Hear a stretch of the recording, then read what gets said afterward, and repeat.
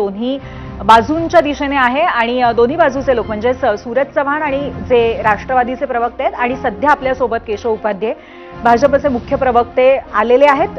थोड्याच वेळात सूरज चव्हाण सुद्धा कनेक्ट होतील. आपण केशवजींपासून चर्चेची सुरुवात करूया. केशवजी, काय प्रतिक्रिया या आरोपांवर?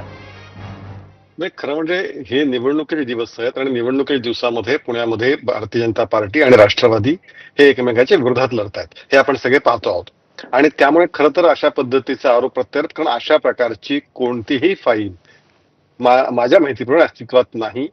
त्याचे कारण तुम्हाला मी सांगतो की कसं आहे की शेवटी एक तर मला 25 वर्षापूर्वीची फाईल आहे.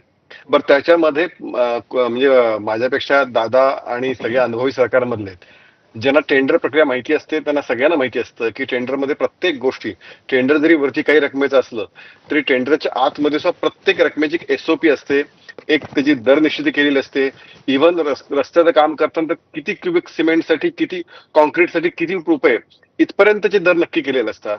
त्याशिवाय टॅग आहे, बाकी सगळ्या गोष्टी आहेत. त्यामुळे असं कोणाला तरी वाटलं म्हणून 100 कोटी वाढवले, अशा पद्धतीने करता येत नाही. मुळामध्ये दादांनी अशी काही माहिती असेल तर त्यांनी बिनदिक्कीतपणे खरं तर जनतेसमोर आणायला पाहिजे होती. केवळ माझ्याकडे फाईल आहे असं म्हणणं दादांचं हे योग्य नाही.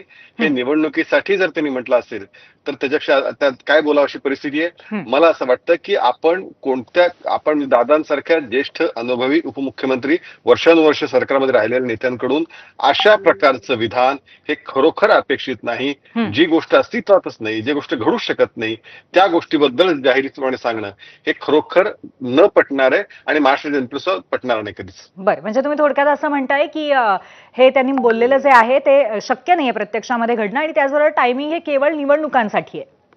नाही, 100% मी तुला तेच सांगायचा प्रयत्न करतोय की निवडणुकांमध्ये खरं म्हणजे देवेंद्रजींनी एक आदर्श या निवडणुकीमध्ये घालून दिला होता की जरी आपण एकमेकांच्या विरोधात लढत असलो तरी किंवा आणि विरोधक असतील तरी मी फक्त विकासावरचीच भाषा बोलणार, विकासावरती मी बोलणार, ही देवेंद्रची भूमिका होती. देवेंद्रजींनी सुरुवातीला सांगितलं किंवा याच्यामध्ये की एकमेकांच्या विरोधामध्ये आरोप प्रत्यारोप करायचे नाहीत, एक पथ्य पाळलं पाहिजे, सत्ताधारी सत्तेमध्ये आपण एकत्र आहोत. पण तरीही दादांकडून 2-3 अशा गोष्टी घडल्यात आणि मला असं वाटतं की या फाईलच्या निमित्ताने सुद्धा हीच गोष्ट आहे. माझं जर जाहीरपणे सांगणं आहे भारतीय जनता पार्टी म्हणून मी सांगतोय, जर खरंच अशी फाईल असती तर लपवायचं कारण काय होतं?